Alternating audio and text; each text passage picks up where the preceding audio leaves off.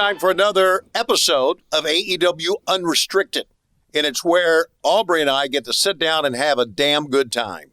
Hell yeah. I'm excited for this one. How you doing, buddy?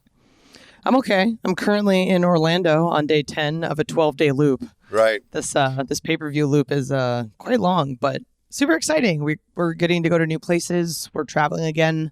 We've got this new format for AEW Dark. Right. So, I mean, just that's a very small and not significant enough segue into all of the incredible things and changes that AEW has gone through recently. I know. Like, oh my God, we're kind of on top of the world right now. Yeah, let's talk about the loop that you're on. And I was able to step out of that loop. Tony Khan had contacted me, said, may need you to go to Orlando. And I went, okay.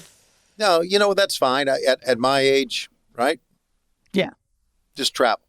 I don't care. But I didn't have to go to Orlando, but you did. And you mentioned the new Dark format. Basically, if you're wondering, how in the world do you get all these shows done? We wonder that sometimes, too. Yeah. Elevation is done the night of Dynamite, and Dark now is going to be done in Orlando at Universal Studios. In front of a live audience. In front of a live audience. Right. I'm very excited. It's especially because during the pandemic, we did Dark not in front of a live audience for so long. Right. That having a consistent live audience for Dark is something that I'm particularly excited about. Right. That's been the biggest thing recently. We started touring again in July. Hit up Miami, hit up Texas twice. We've already gone to all of these incredible places. Cincinnati was a new one for us. It's just having the live audiences back has been absolutely great. Yeah. There has been a lot of talk about AEW on social media. There always is, but obviously a lot more. It is, as I had said on TV, a wonderful time to be a wrestling fan, a wonderful time to be an AEW fan. And since CM Punk walked out back on August 20th at the United Center, and from that time now through what happened back in Chicago with Bryan Danielson, which I know he and CM Punk are very close to your heart. I get that. Yeah. Adam Cole, who walked out and knock that little son of a bitch out. No, I'm kidding.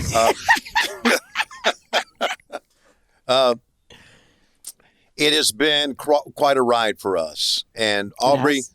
I want to talk about not only what we've been going through, but I want to talk about how it's impacted your life and my life, because I was out of wrestling for 18 years. Yeah. Never thought I would be in this. You had done a lot of independent shows and had worked very hard and to become I was going to say interviewer, but you do that. I mean, that's too. one of the things I did become. Yes.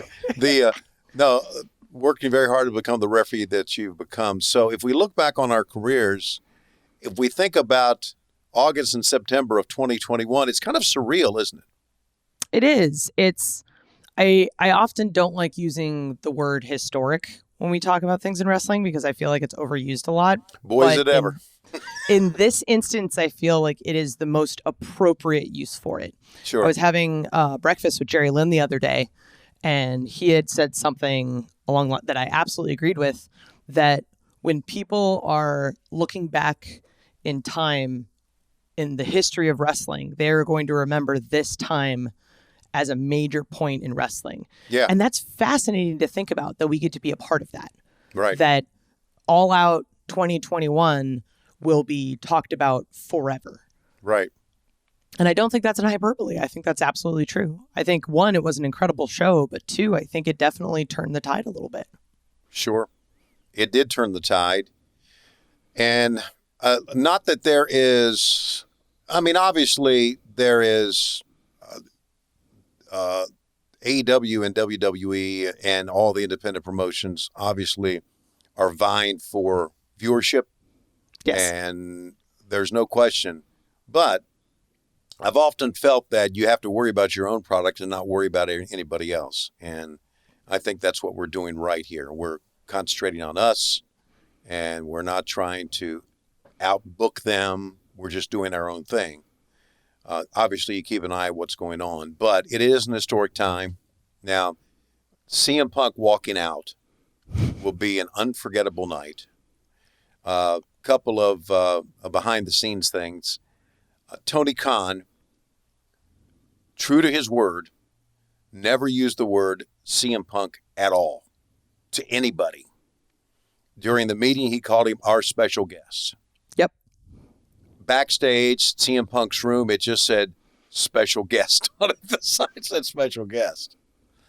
But we kind of knew, and then we all got to meet him backstage, and it's having him aboard on this team has been wonderful on so many levels. Not only in this what he has done as far as viewership, but how he approaches his work backstage. Meeting him and seeing how kind and excited he is to be here, it's absolutely incredible and a good testament to what we've built, right? Yeah. I think Bryan Danielson saying it in the post-show press conference for All Out, it's that we've built something good here, and this is a thing that people want to be a part of. Right. And like you mentioned that, focusing on our own product, the thing that I first thought coming out of All Out was, oh God, what are we going to do for Full Gear? Like, how can we top this? We're screwed. Yeah. Yeah. But going back to CM Punk, I remember talking with multiple people, like, how big is the pop going to be? Right. How big is it? Like, we're all trying to measure, like, is it going to be a Stone Cold pop? Is it going to be a Road Warrior pop? And even just walking into United Center earlier that day, I got goosebumps. Just that building is so huge. Right. And it's fascinating to think that when this releases, we'll be a week away from Arthur Ashe, that as big as the United Center was, we're about to top that again. Right. Like, but yeah, the excitement, it's almost like it was a double pop of CM Punk's music hitting and everybody getting excited because everyone knew he was there, but they weren't sure he was there as far as the crowd goes. Like, there was no mention of it. And then backstage, it was like up until like that day, no one absolutely knew he was going to be there. And then as soon as you see him come through the tunnel, it just erupts. Yeah. Even louder. It was, I get goosebumps thinking about it. It's crazy. So let me ask you this, as far as CM Punk is concerned and about your fandom. CM Punk, okay. No, really, I'm going to try to get a gauge on the years here because CM Punk's years of becoming a big star were the years that I was absent from wrestling, and I only knew about him through watching videos of him. And actually, I got a chance to meet him a couple of times. One was like kind of out of the blue. He was at a radio station where I worked doing an interview, and I had heard about CM Punk. I had seen some of the videos, and so I got to meet him there. But where were you in your wrestling fandom when CM Punk first started? Can you remember? When he first started, like Indies and WWE, I wasn't even watching. Like back when he was doing Straight Edge Society stuff with like Serena Deeb and whatnot. Like I didn't watch wrestling. Right. Right. I've said in interviews a lot that first time I watched wrestling was WrestleMania 27. Not a clue who anyone is. I knew The Rock as an actor, not as a wrestler. Wow. And what year would that have been? What year would that have been? WrestleMania 20? It's been like 10 years. Okay, like, so I think they're at like 37 now. So it's almost been about 10 years. Okay, so like 2011, 2012, around that time. Around there. Yeah, okay. And like that was a show that got my husband hooked back into it because he had watched as a kid. He was a Lapsed fan. Right. And then, what was it? May or June. I can't remember the date specifically, but CM Punk does the pipe bomb promo, the famous pipe bomb. The famous pipe bomb promo. Cross-legged, top of the stage, just talking, and you're not quite sure how much of this is real and how much isn't real.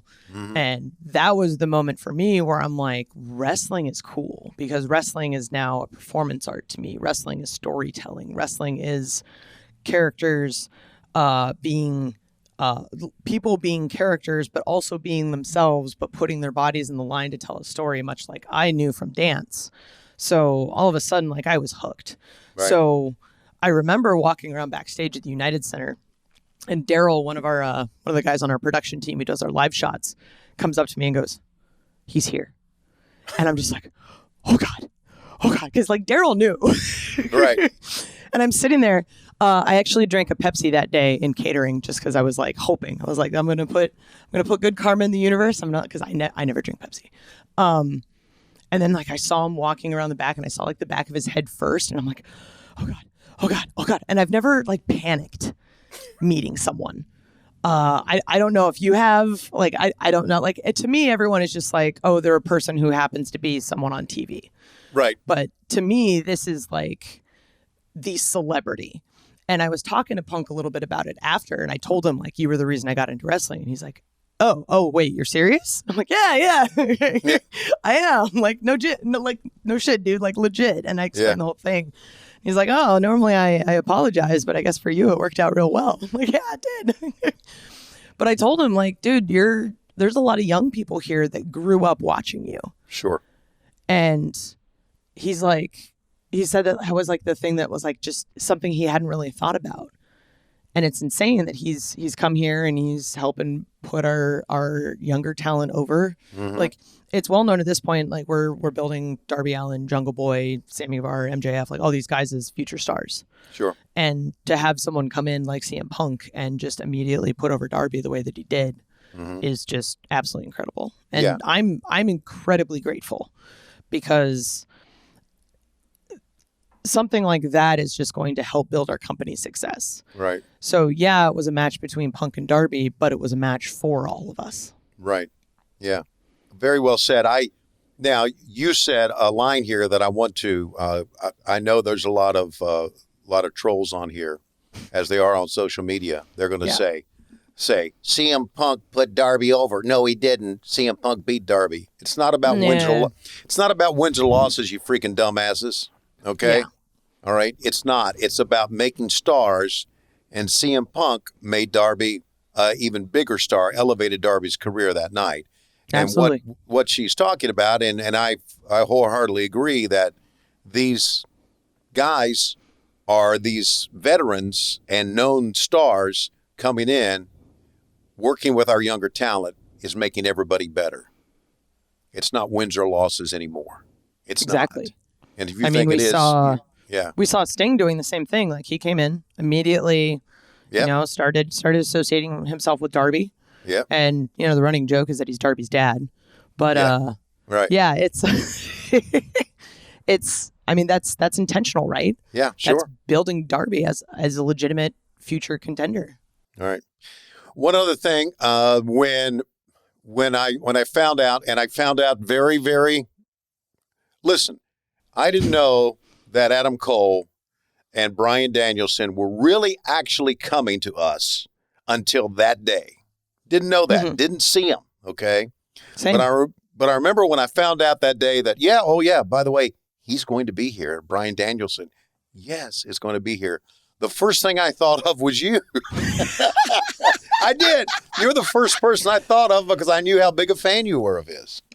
I had Did you cry when you saw him? No, I definitely, the reaction I had when I saw Bryan was similar to the one I had when I saw Punk. But it was interesting, and I'm not going to name a name. Okay. But I was backstage. I'm in the talent viewing area watching the main event, and I'm 99% sure he's there. Mm-hmm. Because I follow wrestling, I read the rumors, and I'm like, I think he's here. I'm not sure, but I think he's here. And someone comes down and sits next to me, and they go, "You know who's here, right?" I'm like, "Is he?" He goes, "Yeah." I'm like, and I immediately seize up, like, oh God, oh, and my limbs stop working and whatnot. 10 minutes later, I walk over to go position, right, and I see him standing there, punching the air and kicking and whatnot, basically warming up like a fighter. Yeah. And I'm just standing there in awe, and the guy who just told me he's here, he goes, "Well, there he is. It's real." It was just so casual. I'm like, oh. And I look over oh, and there's Adam Cole about to go out. Okay, things just got real wild. Yes. After the show, I was standing there with you, and I said, "There he is." And I'd go say something to him. You said, "Well, I don't know. He's kind of busy." I said, "Fuck it. It's your chance. Get in there and flex your muscle here. You're Aubrey Edwards. You're somebody. You're not just a fan anymore." Yeah. So it's weird. We're coworkers. But yeah, I introduced myself. I I asked if he had seen the gif of me crying at his retirement, and he said no. So I was immediately embarrassed. And I'm sure he'll see it eventually. But we've chatted a bit since then. And, him being from the Pacific Northwest and me still living there, it's like we immediately have a connection. Sure. And really great guy. I mean, everyone we hire is great. Yeah. We know this. Like, everyone is just kind and they have wonderful hearts and right. they want to help the company grow and they want to be better. And it's amazing. Right.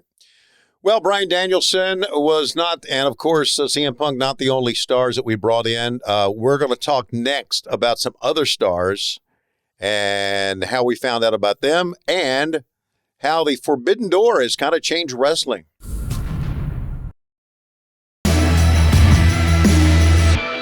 This is AEW Unrestricted. Aubrey Edwards and Tony Schiavone here, and we're just shooting the shit. There's so much that has been happening recently with AEW. I feel like we're moving like 1,000 miles a minute, and it's nice to just kind of sit and reflect on all of the craziness that's happening, the exciting time it's currently happening in wrestling. And we touched on CM Punk, we touched on Bryan Danielson, but we obviously have to touch on Adam Cole, who threatened you. Yes, he sure recently. Did. I mean, I thought he was a cool dude, but now I'm a little perturbed. I saw him talking to you, and I'm like, nobody talks to Schiavone that way. He's my friend. He is a cool dude, and I do want to say, I do want to shout out to Britt Baker, you kayfabing bitch. She didn't tell you? No, she didn't. She did not. Okay. And every time I asked her, she said, no, there's nothing going on. And I said, you're lying to me. No, there's not. And I said, you're living with this guy, so you fucking know. Okay. So she didn't, and good for her, Yeah. Good for her. So we are in the show that aired back from Cincinnati. Yeah. Obviously, when Britt comes out in her interviews, she hugs me. I've been her interviewer. I've been her protector. I've kind of felt like kind of her dad, because in reality, I'm older than her dad. And so I've kind of, so we've had this on-screen relationship that is genuine, because I really have a lot of time for Britt. Like I have a lot of time for a lot of people. You are one of my favorite people. There's no question. So Adam gets with me and he says, well, we need to address this on camera. And I said, yeah, we do. What do you, he said, so here's what we talked through what we're going to say. And he said, I'm going to call you a nerd. And he said, fans are going to pop because they know that I am really a nerd. Okay. Because I'm a huge nerd. Big. He says, so I'm going to call you a nerd. So he went out and he told me to get out. Right. But he didn't say nerd. So I'm standing there and he goes, get out. Get out. And I look at him, I go, and he goes, get out, nerd. Okay. So there you go. I remind him to say nerd. So we go in the back and Tony says, you didn't get out quick enough. I mean, if he's threatening you, you need to get out quicker. I said, there was a line that he was not hitting. So I was waiting for physical outline. I was waiting for him to hit the fucking line. Nerd. And I had to tell him that. So I don't know if it came across for me saying nerd first to him, but that's how it all went. And listen, in reality, he is one of the nicest young men that I have met. He is, absolutely. Yeah. And listen, you have to be a wonderful soul to be able to live with Britt Baker.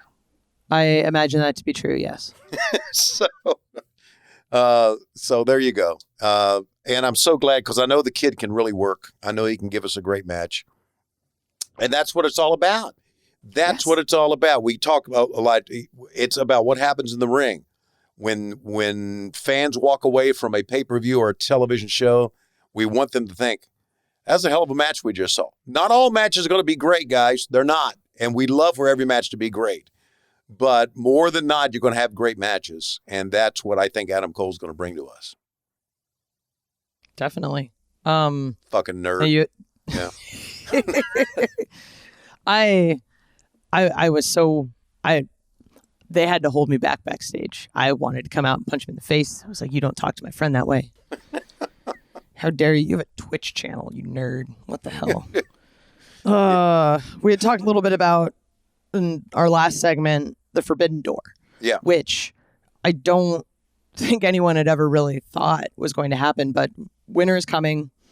Kenny Omega wins the title in horrible fashion, cheating, taking Jon Moxley out with a microphone, running away with the title, and we hear Don Callis say, "See you on Tuesday at Impact." Right. And I didn't know he was going to say that. No, I didn't either. Right. And all of a sudden, like, things are just different. Yeah. Because you don't know what to expect. You don't know where people are going to show up. It's crazy. Right. When Don Callis said that on, what pay-per-view was it? It was Winter is Coming. So it wasn't actually a pay-per-view. It was the one where the same show where Sting debuted. Okay. Felt like a pay-per-view. Yeah, when he said that, he said, and I remember him saying, "We'll see you Tuesday." And when he said that, I went, AEW Dark? He is screwed up big time. We got a Wednesday show.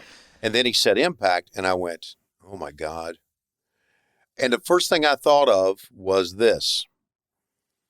Impact is trying to horn in on our freaking business.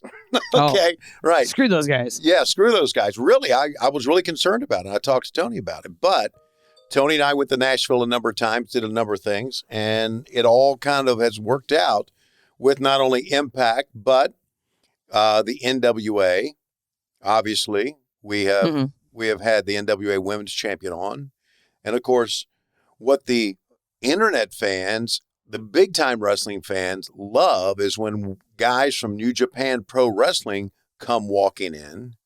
Yes. And I'm sure there's going to be even more. We've seen the IWGP US title defended on our show. So, as Tony Khan has said, I am the Forbidden Door. I have opened it up. It is good for wrestling. It is good for anyone to get exposure. And Tony Khan has actually said, well, we used to do those spots on Impact Wrestling where we would rip Impact Wrestling. Oh, I loved him. He said, and we can just let this comment stand and not even go into it. He said, it's us against them, and we all know who them is. So, yeah. But what I took out of that was that he is willing to bring in anybody, and help independent promotions or other promotions advance their product. Why not? It only helps business. It's logical, right? Right. It's absolutely logical. So, yeah, so it's a great time. So also, Ruby Soho arrives. Oh, yes. Oh, my God. How can we forget Ruby? Yeah. The sweetheart that she is. Yeah. She's such a nice young lady, and really was, before her debut, so nervous backstage. Nervous. And I told her, I said, I get it. I get you're nervous. And I got to meet her for the first time and just love her presence, love what she brings to the ring. We say this so many times, and you say it when we intro people here on Unrestricted. Gosh, I'd absolutely love this person, but we do. There's nobody that we don't. People have differences. People will sometimes argue or not, but we literally, everybody backstage we love, and Ruby's another one. I saw her come in the back, and the first thing I did is I immediately hugged her and just said, "I am so happy you're here." Yeah, because I've seen her previous work. I'm a huge fan of it. And similar to, Punk and Bryan and Cole, Ruby is coming in and is going to help our women's division. Sure. Because she has 11 years of experience from all over, from independent scene, from WWE, like everything. And all of that experience is just going to help the division grow. She's going to help us put on amazing matches. I told her straight up last week in Cincinnati that I'm just so happy you're here because you're going to make us all better. Yeah. And I absolutely 100% believe that. Like, people join our team because they want the team to be better. Sure, we all enjoy like our individual accomplishments, but I think the individual accomplishments are more fun and satisfying because we get to share them together. Yeah.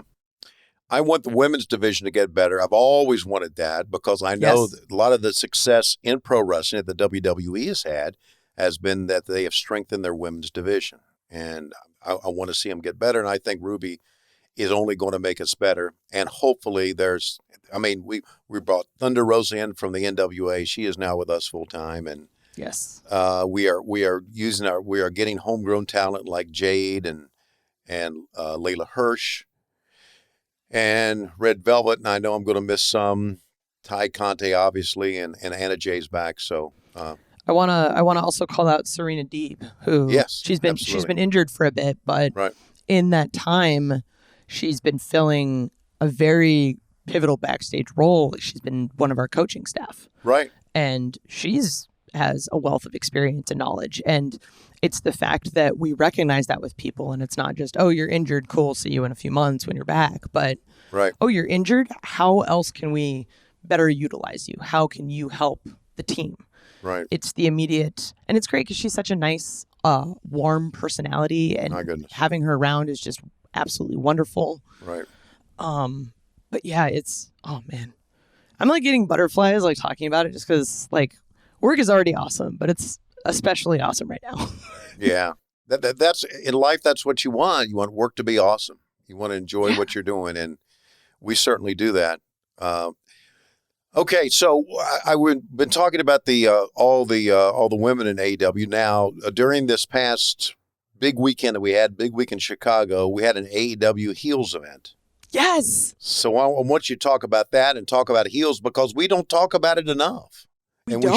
We should. And it's this incredible initiative. So for those that don't know, AEW Heels is a women's focused community for fans of wrestling. And it's no surprise that wrestling is a very male dominated sport, both in viewership and participation. And a lot of research has gone in to show that women will start watching wrestling or other male-dominated forms of media, and unless they have someone else that they can share it with, they often fall out of it. And so a lot of times it's a matter of making sure that you build a community.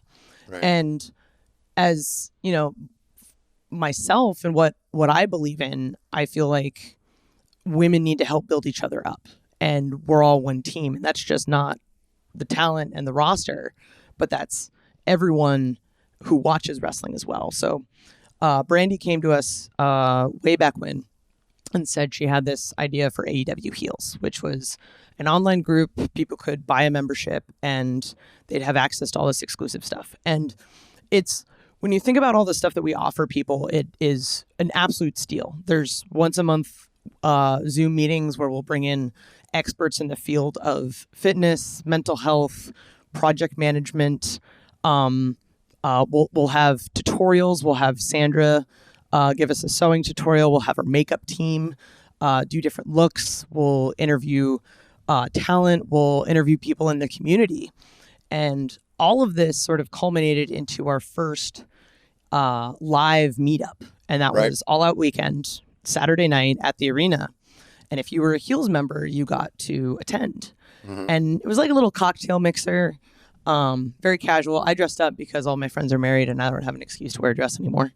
But it was just so fun. And I've never seen that many people just deliriously happy all at once.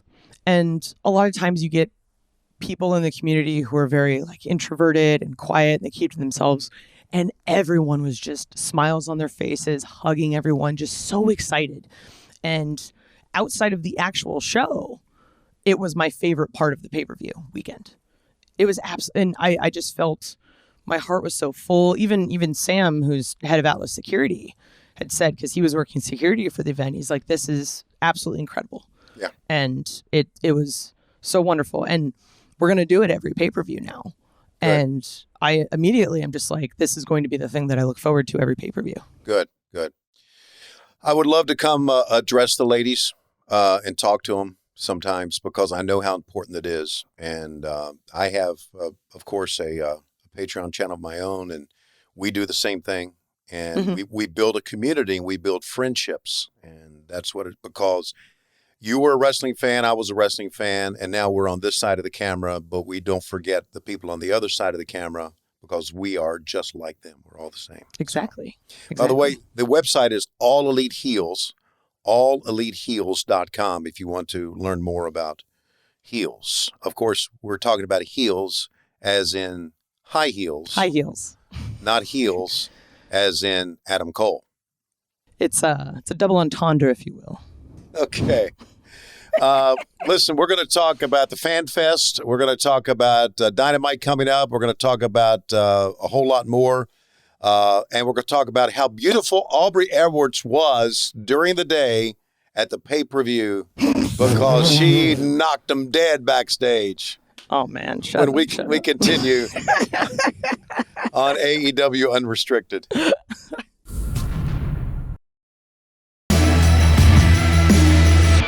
This is AEW Unrestricted. Tony and Aubrey in the midst of Camelot. Woo! A great time to be with us in AEW. And we were talking about some of the things that happened backstage during All Out, Dynamite, Rampage, the Heels event that we had in Chicago, what happened in Cincinnati heading towards New York City in the Arthur Ashe Stadium. So I mentioned right before, just a moment ago, how beautiful Aubrey was backstage. It absolutely stopped me in my tracks. Absolutely did. Checks in the mail, buddy. Because I'm used to seeing Aubrey in her stripes and her gear.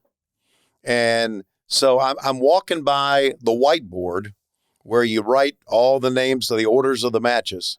And I remember thinking, who is that beautiful woman with her back to me writing? I've never seen that person before. Okay. Yeah, no, from the back. Okay. Right. I mean, listen, you had a dress and I went, oh my God, you're absolutely stunning today. And you said, it's a pay-per-view day. I'm dressing up for it. Sweetie, you looked wonderful. You really did. Thank you. It's not, you always do. You really do. But I mean, you were really, really special that day. Oh, thanks, Tony. Yeah, I normally, and it's one of the great things I love about AEW that we don't really talk about very often, but it's the casual atmosphere.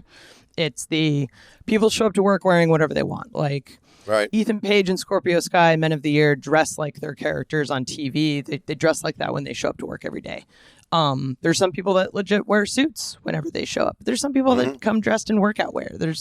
I come up in a pair of joggers and a backwards hat and some Jordans and a t-shirt. And that's like what I normally wear. And people who watch this podcast will see that too. But it's a pay-per-view and it's special. And we all felt it. We all knew it was going to be a special show. And I kind of just I started it in Double or Nothing, our last pay-per-view we had in Jacksonville, but like this is the first one we had back on the road. I'm like, I gotta dress up. If I don't, it's like I'm wasting it.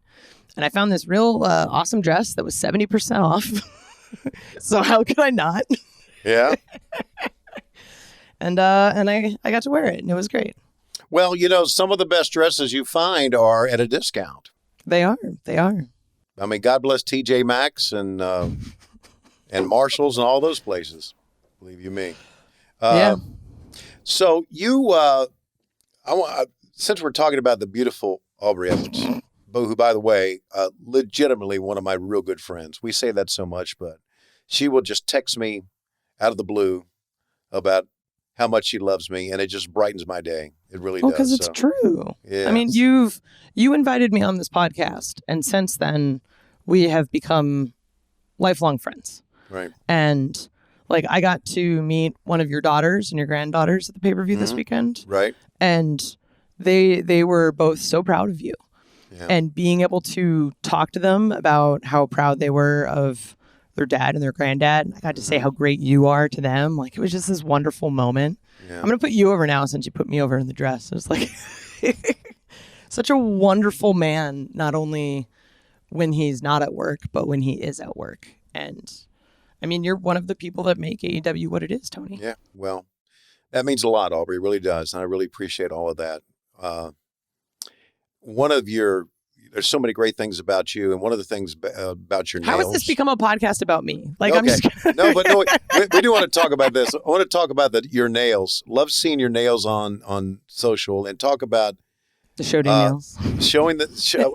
How you come up with those nails? How you come up with those nails, girl?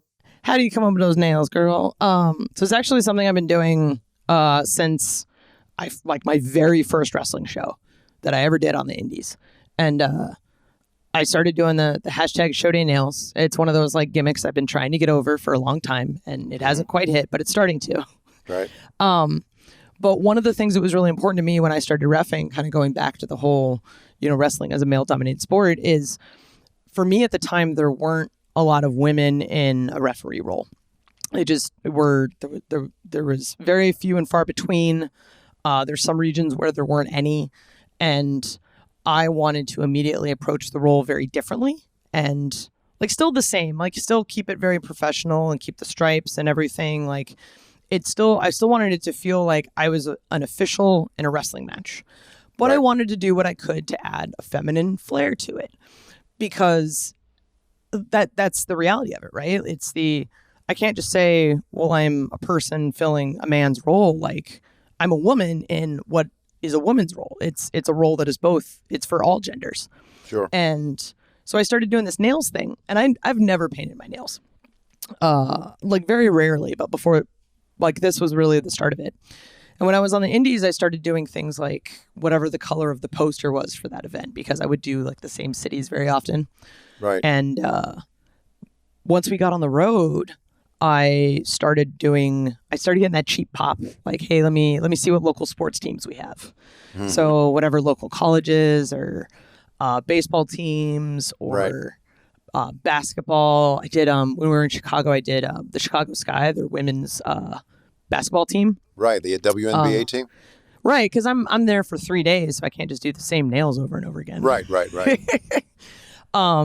But yeah, I just started kind of doing it, and it's nice because it's a way for me to, before I get on the road when I'm packing, I'm doing research about the town and learning more about the places we're going and the culture and whatnot. And I'm a big sports fan, and it's just a nice little thing that makes me happy. But I've noticed too that more and more people on Twitter will do their nails and then tweet them at me, which makes me feel really bad because I can just do single colors and everyone else has these sparkles and designs and all this shit. And I'm I can't do that. I can't do that at all.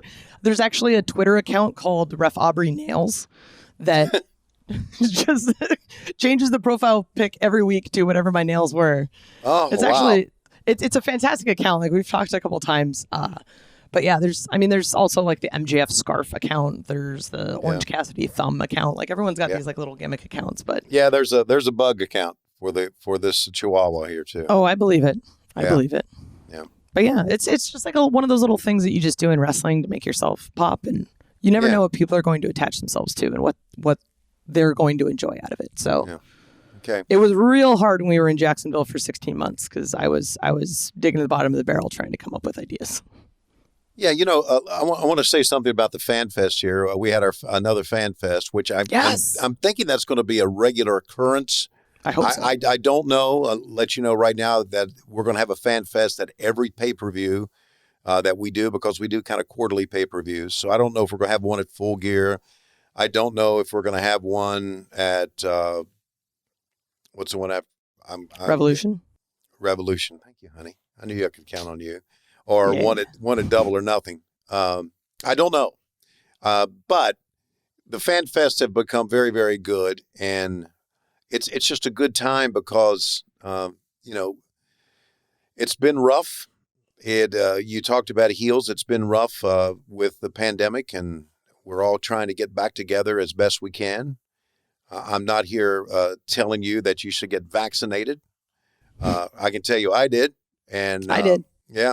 But I'm saying it's good for everybody to get back together, whether it's being vaccinated or being tested and being negatively tested. And I really think that the Fan Fest has been a good way to just kind of get the ball rolling for the weekend, as much like Heels has as well. Just get you excited about the big event. Did you go to the Fan Fest at all? Yeah, we actually had a AEW Games panel So we host this little show. I was going to say monthly, but it's pretty much whenever we have something to talk about. But AEW Games 2.0 show, we'll do like our games news. So when we have an update about the various different projects we're working on, that's sort of like the place you go for all of the breaking news. And we had the idea to do a live recording of one. So I talked about the latest Elite General Manager update. Right. All of the new features we're releasing, all the new wrestler. We're adding 13 wrestlers in this update, so we've hired a lot of people, and we still don't have everyone. Like there's still I think like 10 more coming in the next update we have. We had Evil Uno on the stage, and he announced our Twitch platform. We actually brought up Jungle Boy and showed him and everyone else his character in the console game, and it's got his moveset, like his springboard. What do you call it? I'm not Excalibur. I don't know. I don't know.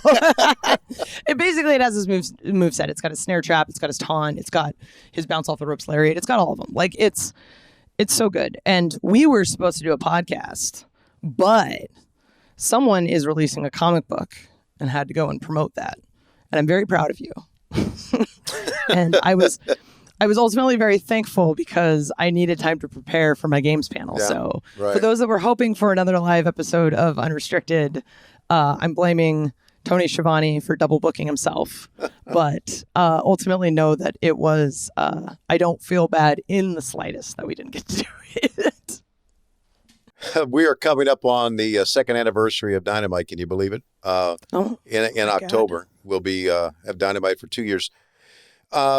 The first couple of years have been challenging because we started in 2019, and then by the spring of 2020, we had to go into pandemic mode. We didn't pick up back on the road again until summertime of 2021. All right, so I remember when we first came back and had the pay-per-view, it was full capacity at Daly's Place. We talk about CM Punk and we talk the pop he had and Bryan Danielson's pop, but how great the fans were, grateful the fans were to be back. Yeah. The excitement that night was, it's hard to explain. The only way I can explain that excitement was when Bryce Remsburg walked out, they cheered for him. If that is his real name. Just the referee comes out, fans go, whoa, my God. And I remember backstage looking at somebody and said, they're cheering the freaking referees coming out. Aubrey gets her cheers because of Aubrey Edwards, but just referees walking out, boom. The fans knew that. Anybody came through the tunnel. That's right. Anybody. The Varsity Blondes got the biggest pop they've ever gotten. It was like, and the guys and girls come backstage and go, oh my God, it's been so long. And some of them really hadn't experienced that. Some of the younger talent. I forget how many people came on during the pandemic and had never experienced a live, like a full crowd before, because we started to have people come back in the pandemic and we had, 10 to 15%, 25% capacity at times. But, that Double or Nothing show is just, my husband flew out through it for it. And during the Serena Riho match in the buy-in, he just texted me, he's like, I think I'm getting emotional right now. Like it was just so unreal. Right. And I remember everybody's entrance took a little bit longer because everyone's kind of soaking it in. Sure. Absolutely. Absolutely. And just like the Stadium Stampede, it's one of my favorite moments of this past year. Just no because it was, the first one was so unique and interesting, and the second one felt so different. Right. It had a lot of the same elements, but it was less comedy. It was more serious. It going from tape to live was a really cool experience, watching everyone sort of realize, like, oh, they're up in the upper bowl. Oh, my God, Sammy's on a cart. Like, all of these things happening. And it's very AEW to do something that people don't expect. Right. And it was just a very nice way to sort of end the pandemic era. And, like, sure, we were in Jacksonville for another month before we went back on the road, but I feel like that was we did it, guys. We made it through. The fans are still with us. Let's go kick the world's ass. Exactly. And we built a very, very closeness with all the workers, everybody who works that time in Jacksonville. We all were happy and excited about what we were doing. We all cried and were just heartbroken about Brody. And I think we did a great job in honoring him. We made it through the pandemic, and now we move on towards the fall. And who knows what surprises we are going to have in store for you. But we'll have a lot of those here on Unrestricted as well. Yes. Aubrey's got to go oversee some of the great stuff in Orlando that you're going to be seeing on AEW Dark. God bless you, Aubrey, for working all this time. Oh, man. Are you just going right? Are you going right to New Jersey? Are you going home? No, I'm going to go home for a day and a half. All right. I should probably see my husband. Shoot, it's his birthday and our anniversary today. Wow. 16 years, long time. Yay. But I should probably actually see him once this month. Yeah, why not? Yeah. Send him a text, say hi. I did. I put him over on Twitter today, even though he's not on Twitter. Right. It's the idea that counts. Okay. You can pick up this wonderful podcast wherever you get your podcasts. Just go to on YouTube. Just search AEW Unrestricted. And it's free wherever you get your podcasts. I'm at Tony Schiavone 24. And Aubrey is? At Ref Aubrey on both Instagram and Twitter. Yeah. Let's not forget our big shows, right? Yeah, we got a whole lot of them. We've got Elevation on Monday on YouTube. We've got AEW Dark on YouTube on Tuesdays. We've got Dynamite, 8 o'clock, 7 Central, live on TNT, Wednesdays every week. We've got our podcast on Thursdays. And then Friday, we've got Rampage, 10 o'clock, TNT. Man, we're killing it. And then now we're filming Dark in front of a live audience in Universal Studios. Yeah. Man, we're taking over the world. I love it. I love you, sweetie. I really do. Probably shouldn't say sweetie. They tell you in HR not to say sweetie, but I still say it. So. I let you do it. Okay. I let you do it. Okay. It's okay. It's a Southern thing. I say, I go, hello, sweetie. And I'll go, hello, dear. And then I'll walk away thinking. Hello, honey. Yeah. That's the other one I like. Okay. Not everyone can get away with that. Tony. All right. Thanks for being with us on this special edition. I'm Tony Schiavone. I'm Aubrey Edwards, and thank you for listening to AEW Unrestricted.